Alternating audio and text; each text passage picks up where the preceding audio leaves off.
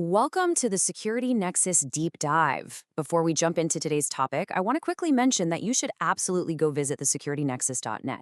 The Security Nexus is a Maryland-based national security consultancy. We specialize in strategic advisory, education, and public engagement. Through podcasts, blogs, training, and consulting, we provide insight into the evolving landscape of cyber threats, hybrid warfare, and strategic security policy. Our mission is to inform, educate, and empower both professionals and the public through clear, accessible, and actionable knowledge. Today's explainer is based on an incredible article by the Security Nexus LLC. We are unpacking a deeply provocative historical puzzle about state survival, the dark arts of espionage, and how we actually measure success in the shadowy world of intelligence. So, let's get right to the core of this. How should an intelligence service actually measure its success? Is it by the sheer number of secrets it steals, the high-level adversaries it manages to penetrate? Or is it measured by the overall strategic health and survival of the state it exists to defend? It's a massive paradox. How can an agency achieve stunning, world-class operational successes against its fiercest adversaries, yet completely fail to prevent the strategic collapse of its own home country? It is the ultimate disconnect, right? On one side of the ledger, you have unbelievable operational success. We are talking about stealing the absolute best secrets and deeply, fundamentally penetrating major American institutions. But on the other side, total strategic failure, because all of those incredibly valuable stolen secrets did absolutely nothing to stop the Soviet Union from physically and economically falling apart. To really understand how this happened, we are analyzing a very unusual text. Volume 6 of the Official History of Russian Foreign Intelligence, which covers the period from 1966 to 2005. Now, this isn't the work of one single person, it's a multi-authored institutional history. But it was heavily shaped by its chief editor, Yevgeny M. Primakov. What makes this volume so strange is that it covers a massive era: détente, the renewed Cold War, Afghanistan, the Soviet collapse, and the creation of the SVR. Yet it's actually the shortest volume in the entire series. Tonally, it's very odd too. Nearly a third of it just consists of speeches and interviews with SVR directors. And Primakov's role is fascinating because he wasn't just the editor of this history, he was a central participant in the actual events, helping to create the modern SVR. Because of all that, we have to approach this source carefully. We have to read it critically, treating it as an institutional narrative. This isn't just an objective, dry list of facts. It is an official history explicitly constructed to justify the agency's own actions and tightly frame its legacy. We're essentially reading between the lines to see exactly how the service defines its own success, even as it writes about the chronology of its own country's collapse. Moving into the first major theme here, the Cold War worldview and this intense feeling of being under siege. The text spends a lot of time detailing how intensely the service monitored American strategy.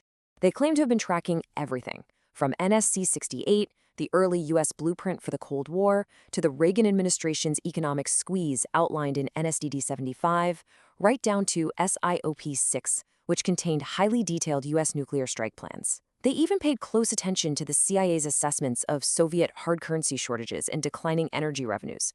Now, it is important to note that some of these specific details and claims still require independent verification against Western primary documents. But the Soviet fixation on these strategies is abundantly clear. The really crucial takeaway here is how the Soviets interpreted all this intelligence. They genuinely believed the U.S. objective was not just passive containment. Based on these documents, they felt the fundamental alteration and ultimate destruction of their entire system was the primary American goal. That intense under-siege mentality became the driving force for their operations. And they were definitely feeling the economic heat. The official Russian text actually cites the CIA's own estimates to emphasize its point, noting a staggering $13 billion loss to the Soviet economy by 1986, which they attributed to targeted Western economic warfare. The financial strain on the Soviet state was immense, it was undeniable, and it was rapidly accelerating. All of that severe economic strain perfectly sets the stage for a massive self-inflicted wound: the Afghanistan strategic trap.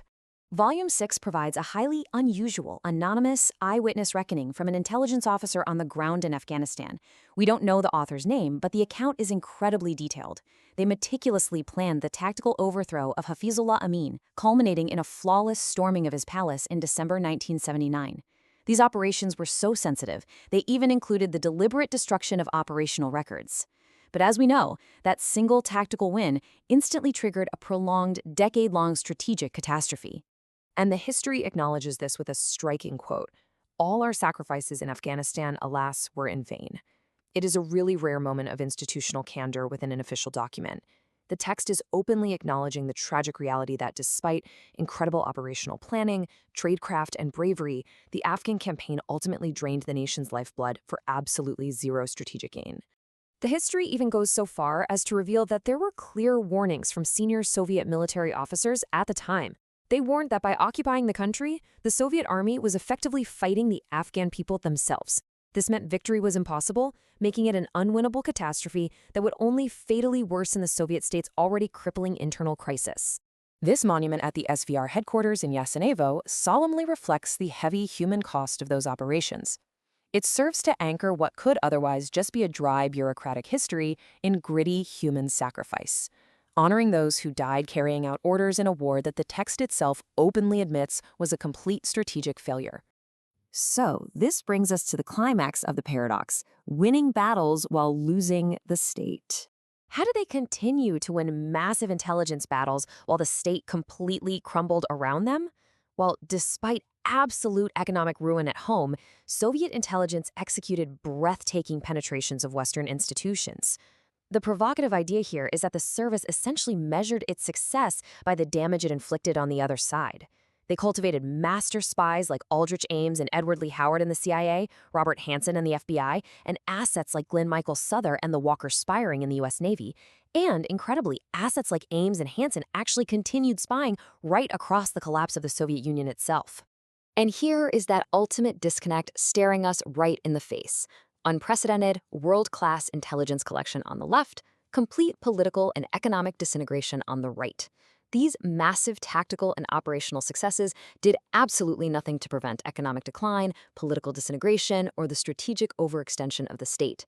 It turns out, stealing the world's most guarded secrets provides no cure if you can't afford to keep the lights on. So, how does the agency defend its legacy in writing? By pointing the finger. The official history boldly challenges the reader with this quote: "Let the reader think for himself whether the intelligence service worked well or poorly." The authors are essentially arguing that the intelligence service succeeded brilliantly in its specific mission. They strongly suggest it was the political leaders' failure to convert that phenomenal intelligence into sound policy that actually caused the collapse. Which leads us to our final section: the service outlives the empire. In late 1991, as the USSR dissolved into chaos, Yevgeny Primakov was appointed director. He immediately stepped in and played a pivotal role in carving the Foreign Intelligence Wing out of the ashes of the KGB. He established the SVR as a distinct, independent entity just weeks before the Soviet flag came down for the last time. This was a highly calculated move. The service deliberately retained its personnel, its deeply ingrained tradecraft, its organizational memory, and its institutional identity. They framed themselves not as a political tool of a dying communist party, but as a vital, permanent instrument of national continuity. Of course, preserving an intelligence service entirely intact across a regime transition carries huge advantages for continuity, but also massive dangers if the old institutional habits remain unchecked.